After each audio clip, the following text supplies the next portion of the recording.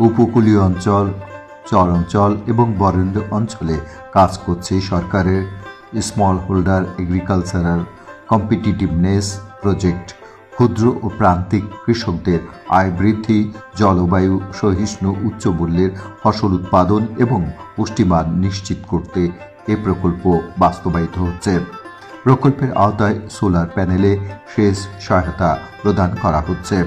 এ প্রকল্পের আওতায় বগুড়া জেলাধীন সোনাতলা উপজেলার কোরপুর গ্রামের কৃষি উদ্যোক্তা রাকিবুল হাসান রিফাত সৌর বিদ্যুৎ ব্যবহার করে বাসাবাড়ির বিদ্যুতের চাহিদা পূরণ করে কৃষি জমিতে সেচ দিচ্ছেন। মাটির ৬০ ফিট নিচে সাবমার্সিবল পাইপ বসানো হয়েছে। দর্শক, আপনারা দেখতে পাচ্ছেন আমাদের পেছনে একটি সোলার বিদ্যুতের প্যানেল রয়েছে এবং এই বিদ্যুতের মাধ্যমে কিন্তু মাঠে বিদ্যুৎ সঞ্চালনের মাধ্যমে সেচ ব্যবস্থাপনা করা হয়েছে বিভিন্ন ফসলের মাঠে। তো এই বাড়িতেও কিন্তু এই সোলার বিদ্যুতের মাধ্যমে বাসাবাড়ির যে বিদ্যুতের চাহিদা সেটা পূরণ করা হচ্ছে। এসএসসিপি রেস প্রকল্পের মাধ্যমে এইটা দেয়া হয়েছে। আমরা জানবো এই সুবিধা এবং সেচ ব্যবস্থাপনা কিভাবে করছে। আমাদের পাশে যিনি দাঁড়িয়ে আছেন তরুণ কৃষি উদ্যোক্তা, তার সাথে কথা বলে।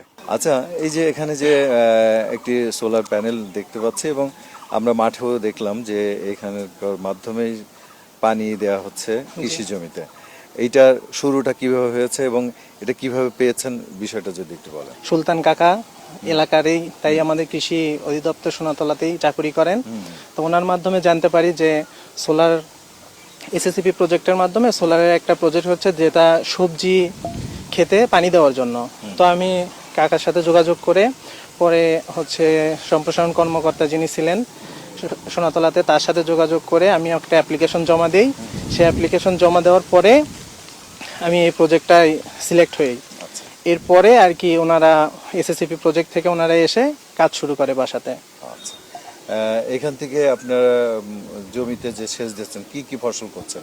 আমাদের এই প্রকল্পের আন্ডারে যে জমিগুলো আছে এখানে করলা, মরিচ, ঢেঁড়স, কলা এগুলো সবজি হয়ে থাকে এবং সিজনাল সব ধরনের সবজি মোটামুটি চাষ করা হয়। আচ্ছা, ছাদ বাগানে তো পানি দিচ্ছেন? জি আলহামদুলিল্লাহ, ছাদ বাগানে এই এসএসসিপি প্রজেক্টের সুবিধাতে আমি ছাদ বাগানেও পানি দিতে পারতেছি আর কি, কোনো বিদ্যুৎ খরচ ছাড়া। আচ্ছা, বাসাবাড়ি বিদ্যুৎ কি এখান থেকে মিটতেছে? হ্যাঁ, পুরোটাই মেটে।